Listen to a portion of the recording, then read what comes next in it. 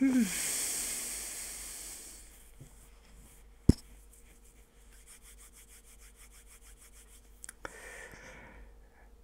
là là là là. Ah là là là là là là. C'est fou quand même comme on peut avoir un sentiment mitigé après un bon sentiment la veille. La veille, je vous rappelle qu'à Raw, j'avais été assez satisfait de ce qui s'était passé. Et ben aujourd'hui, je peux le dire, je suis mitigé par rapport à ce qui s'est passé. Ça fait quand même 2 semaines de suite que je suis mitigé du côté de SmackDown. Alors que Raw monte en puissance. C'est quand même un show qui est en train petit à petit de se faire remarquer. Et dans le bon sens du terme. Alors que SmackDown, ça part un peu dans des sens un peu incompréhensibles. Avec des choix que j'ai du mal à saisir. Alors est-ce que c'est parce que on essaye de faire un petit peu du Raw bis? Enfin en parler aussi. Mais très clairement, le show de SmackDown de cette semaine n'est pas un show... Alors, attention, je ne veux pas dire que le show a été mauvais. Je dis que le show a été moyen, correct. Alors que le show de Raw était un immense show. Alors, tu vas me dire, oui, mais attention, excuse-moi. C'était peut-être un petit peu différent. Quand va au dernier show avant Fastlane, ça se trouve, le show, je ne le dis pas. Mais je suis en train de juger un show qui a lieu cette semaine. Je ne suis pas en train de juger le show qui aura lieu dans 2 semaines. Et la vérité, c'est que le show a été correct. Correct. C-O-2-R-E-C-T. Bon, enfin, faut faire mot motus. Et pourquoi j'ai trouvé ce show correct et pas dithyrambique? C'est parce que les ingrédients qui étaient posés n'ont pas toujours été... Il n'y a pas eu cette hype. Cette hype que m'a donné Seth Rollins.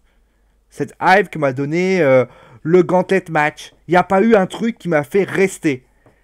Vous savez, moi j'ai encore vous donner cet exemple, mais souvent, quand vous commencez à regarder l'heure, c'est que c'est pas bon signe.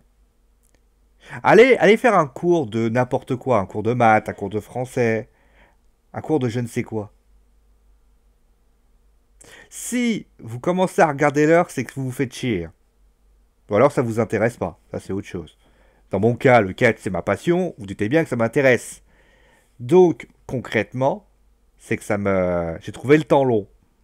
Et ça c'est quand même gênant. Bon, justement, pourquoi j'ai trouvé le temps long, vous me direz. Bon, on va commencer avec quelque chose qui était pas mal. C'était le segment avec AJ.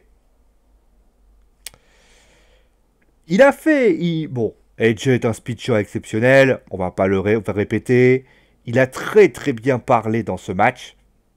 Il a expliqué voilà ce qu'il voulait faire, les côtés qui étaient gênants. Mais j'ai eu l'impression d'avoir une sorte d'interview. En fait, Renee Young n'aurait pas été là, ça m'aurait pas gêné en fait. Je dis pas que Renee est une mauvaise intervieweuse, mais pour moi, AJ aurait pu faire le speech tout seul. Et ça s'est vu notamment au début, où AJ part dans un des coins pour lever les bras. En fait, finalement, on s'en tape. La différence, d'ailleurs, parce que vous allez me dire, oui, mais bon, prenez l'interview que fait René d'Asuka. Ça peut justifier, parce que Asuka, c'est rare qu'elle parle, elle a besoin d'un support. Mais quelqu'un comme AJ, en plus, Asuka est supposé parler japonais, j'en avais parlé lors du show de Raw. Mais vous prenez le AJ, AJ n'a pas besoin de René. C'est même AJ qui a emmené René. Ce qui n'est pas normal. Une intervieweuse, normalement, c'est plutôt le contraire. Et au final, lorsque Baron Corbin est arrivé, on s'est même posé la question. Moi, je me suis dit, mais en fait, t'as servi à quoi, ma grande? Alors attention, je répète, je ne mets pas en doute les qualités d'intervieweuse de Renee Young, qui est une très bonne intervieweuse. Mais je pense que ce n'était pas le moment propice. Peut-être qu'il y avait d'autres façons de le faire. Et le truc, c'est que, forcément, alors Baron Corbin, quand il speech, ça fait peur. Franchement, je n'ai pas aimé le speech de Baron Corbin. C'est forcé. En fait, on dit souvent, quand tu n'es pas sûr de ce que tu dis, soit tu bégayes, soit tu bafouilles, soit tu forces dans tes mots.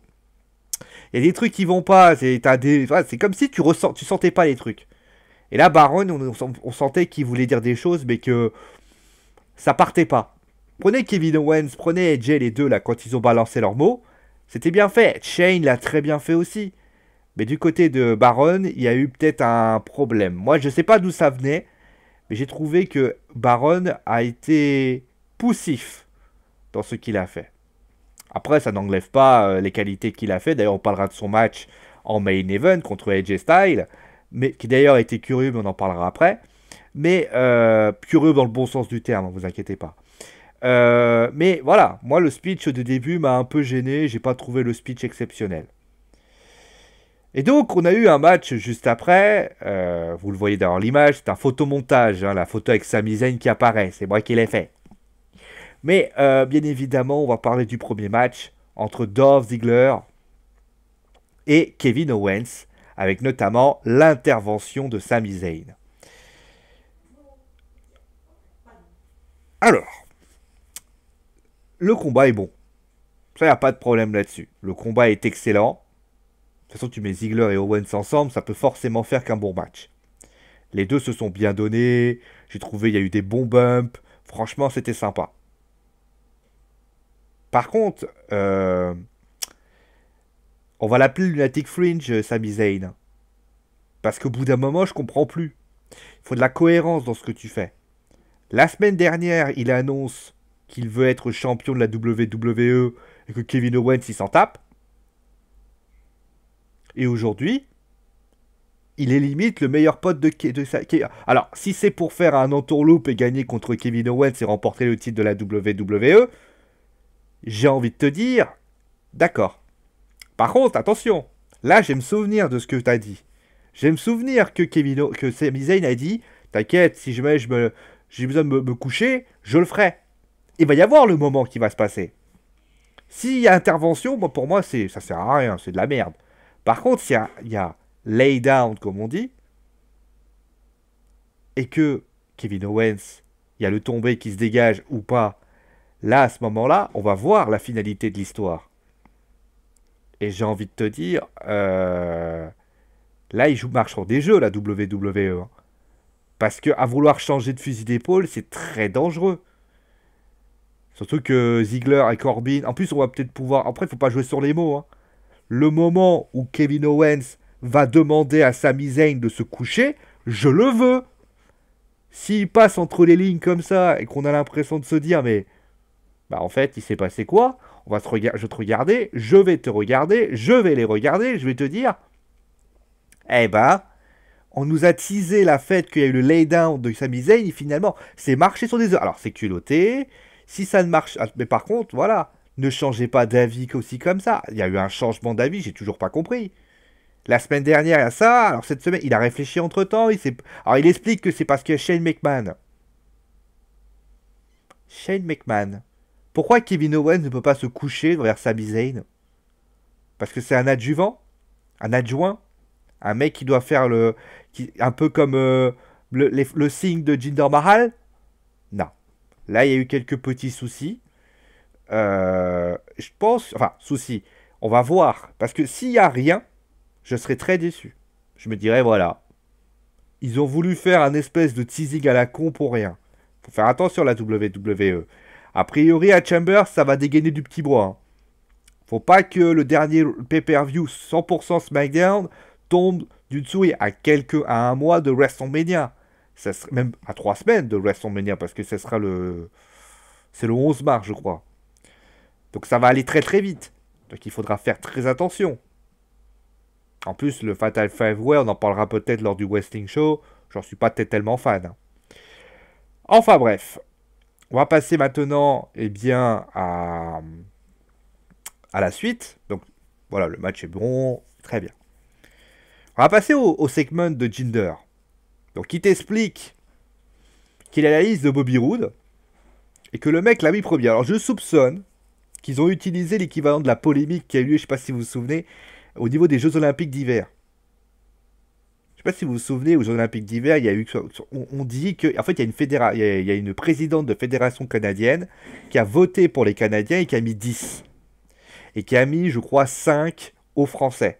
Je me serais pas étonné qu'ils aient utilisé ça aussi. Alors après, ils ont fait une espèce de liste en disant voilà, bon bah le mec s'est mis premier. Mais qu'est-ce que ça. Mais moi j'aurais été. Mais le truc c'est que c'est pas bon. Déjà, bon, il dit que c'est pas sa liste. Mais il pourrait très bien dire Bobby Roode. À un moment donné, il essaie de dire à un moment donné, toi tu vas être le Legend Killer. Oui, et après. Que tu veux être le Legend Killer. Ah, déjà, tu veux être le Legend Killer parce que Bobby Roode a tué des légendes. Il a frappé Jake the Snake Roberts. Il a frappé Mick Foley. Il a planté Rob Van Dam. Il a mis un punt kick à Shawn Michaels. Non. Bobby Roode n'a jamais fait ça. Donc le terme déjà The Legend Killer n'est absolument pas bon. Alors, on va dire oui, mais parce que Jinder fait référence que désormais Randy Orton est une légende, donc c'est un peu le nouveau tueur. Il va tuer la légende Randy Orton. Mais ça n'a rien à voir. Bobby Roode n'a jamais tué des légendes dans sa carrière. Depuis qu'il a la WWE, il a fait NXT, après il a affronté Baron Corbin, il a affronté Dolph Ziggler et il a affronté... Bah c'est tout, je crois. Il a affronté ces trois-là. Est-ce qu'à un moment... Alors il a affronté, bien sûr, je parle des Survivor Series, mais à aucun moment, il a affronté une légende. C'est hors sujet. Le terme Legend Killer, on le sait, qu'est-ce que ça veut dire pour les plus jeunes. Vous ne le savez pas, parce que maintenant c'est The Viper, The Apex Predators, mais... Avant, le terme Legend Killer disait que, en fait, Randy Orton annihilait des légendes. La première légende qu'il a démolie était Jake the Snake Roberts. Il s'en prenait à toutes les légendes, à Shawn Michaels, à tous les autres. Est-ce qu'une seule fois, il est pris aussi à Triple H, qui a pas eu de légende. Et puis finalement, il a changé d'appellation contrôlée, enfin un truc comme ça. Mais à aucun moment, Bobby Roode l'a fait. Moi, à quand est-ce que vous avez entendu Bobby Roode? À part qu'il dit... Le mec, c'est un mec qui se dit glorieux. Il n'a jamais dit qu'il était la tueur de légende. Je comprends pas la comparaison. Bon, admettons. Mais aussi, le mec, il aurait très bien pu dire, Bobby, oui, mais je me suis mis premier après. C'est quoi le problème?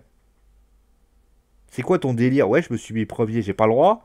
Il y a une loi qui dit, j'ai pas le droit d'être premier. Ils auraient pu faire la référence aussi en disant, eh, si les patineurs, ils se mettent premier... Pourquoi moi je pourrais pas? Il a le droit. Il a le droit. Qu'est-ce qui empêche un mec de se mettre premier? Croyez pas que Cristiano Ronaldo, si vous lui demandez où est-ce qu'il veut croyez pas que Cristiano Ronaldo, s'il veut être premier, au Ballon d'Or, il va devoir se mettre premier. Hein. Donc je vois pas le rapport. J'ai toujours pas compris l'intérêt. Bon après, Randy Orton qui vient, les trois qui se foutent sur la gueule, c'est les remakes de la semaine dernière. Voilà, rien de bien compliqué là-dessus. Mais là, je comprends pas trop l'idée, quoi. Un speech qui finalement ne m'arrange pas. Alors après, la petite guéguerre Shane, Daniel Bryan, pour justifier qu'il y a une rixe entre les deux, j'ai toujours pas compris. Mais bon, on va m'expliquer que c'est parce que les deux ne peuvent pas se piffer. D'accord. D'accord. Mais c'est qui gère le show, concrètement? Là, je comprends plus rien. Il va peut-être falloir avoir une fidélité entre les deux parce que je comprends plus rien. Enfin bref. Ah putain. Bon. Après d'ailleurs, Charlotte Flair a... Bah tiens, on va parler de ça aussi. On va parler des filles. Ça manque vraiment d'originalité à la WWE. On a eu un Six-Man Woman Tag à Raw. Qu'est-ce qu'on a à SmackDown? On a un Six-Woman Tag. On n'aurait pas pu mettre Becky Lynch qui affronte, je sais pas, Mandy Rose? Mandy Rose, putain. Liv Morgan, parce qu'ils ont la même blondeur. C'est pas possible de les voir s'affronter, voir Charlotte affronter Sarah Logan, même si je trouve ça incohérent. Maintenant, on aurait pu mettre Becky Lynch qui affronte Liv Morgan, et ensuite la dernière, Naomi, qui aurait affronté Ruby Riott. Ou inversement, hein, moi je m'en fous. Hein. Ça ne peut plus être possible. Non, il fallait faire un six-woman tag. Surtout que c'est Becky Lynch qui prend le tombé, donc explique-moi la justification. Alors après, le speech de dire, si tu veux me raffronter, faut que tu mettes ta ceinture en jeu. Alors c'est très bien, c'est très speechless et tout, on comprend pourquoi. Mais je suis désolé, encore une fois, c'est le remake de ce qui s'est passé à Raw. À la limite, il l'aurait fait la semaine prochaine, j'aurais dit, bon, en plus, ça aurait pu faire 1, 1, 1, 3. Et après, le match pour le titre féminin. Ça aurait été ça a été cohérent. D'ailleurs, à noter une chose très importante, je dis ça, bon, il y a des disparitions qui sont curieuses quand même. Hein. Carmella a disparu. Si vous avez... Ah, il y a du bruit en bas. Je vous préviens, il y a un peu de friture. Carmella a disparu. Shinsuke Nakamura, par son spot, a disparu. Le vainqueur du Royal Rumble match aujourd'hui n'est même plus d'actualité. On sait même plus où il est. Ça fait 2 semaines on l'a pas vu. Hein. Enfin 3 peut-être, 2 ou 3, je sais plus. Oh. C'est pas parce que il a gagné le Royal Rumble match que ça veut dire qu'il faut le mettre de côté. Bien au contraire. Il est, on va dire, il est comme qui dit, comment dire ça.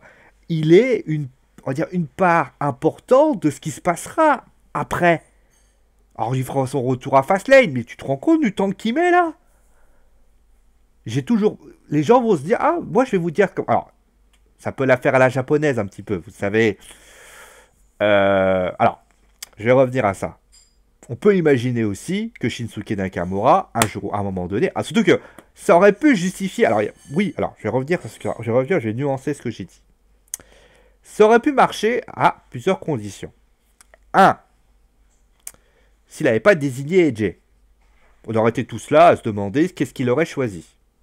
Il serait apparu, par exemple à Chambers, il serait apparu, on aurait entendu, il serait apparu, il aurait vu Lesnar. Et ça aurait pu être un truc. Tu sais, le voir Lesnar arriver, tu le vois arriver, tu te regardes un peu, et puis après il se barre. Ça aurait pu être pas mal. Et puis finalement, à Fastlane, quand AJ gagne, enfin je vous laisse passer la musique, je chante tellement mal, enfin je fais tellement mal le violon, et à ce moment-là, il aurait pu faire ça. Là, j'aurais trouvé ça intéressant. Le problème, c'est que, étant donné qu'il l'a déjà annoncé, ça ne sert même plus la peine de le dire. La deuxième chose, AJ, c'est que, ça, déjà, première chose. La deuxième chose, vous avez envie de le laisser discret, pour qu'il apparaisse à un moment donné. Évitez de mettre des spots, les gars. C'est un peu comme, vous savez, parce que, si vous le faites, si vous voulez qu'il soit discret, faites en sorte que le public ne se souvienne pas de lui. C'est un peu comme Freezer, parce que, regardez, japonais, tiens. Quand Freezer, eh bien, attaque l'épisode d'avant, vous doutez bien, à juste titre, vous vous doutez bien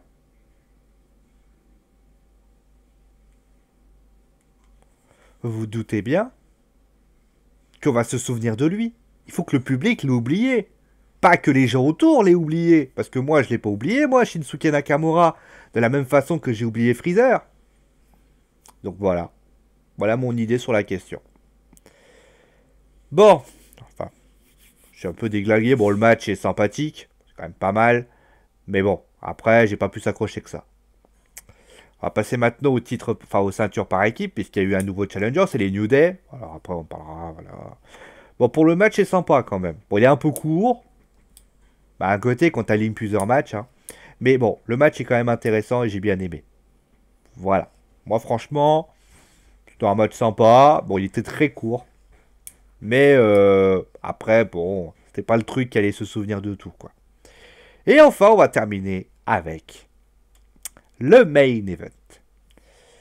Baron Corbin et AJ Styles. AJ Styles, Baron Corbin. Baron Corbin et AJ Styles. Bon match. Sincèrement, c'est un bon match. Un peu étonné qu'il y ait eu une sorte de confrontation. On a eu l'impression que les deux se valaient, mais c'est bien. J'ai bien aimé. Baron Corbin a fait un bon match. C'est le deuxième match d'ailleurs que je vois qui fait un bon match. Mais je regarde la voix parce qu'il y a ma grosse tête. Franchement, j'ai adoré.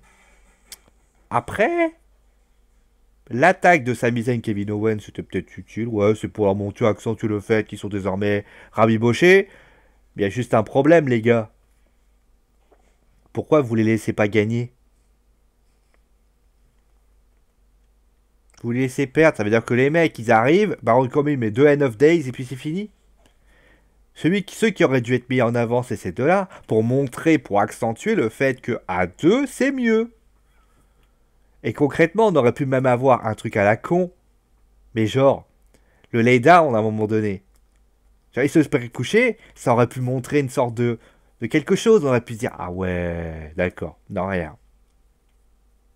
Mais bon, après le match est sympa.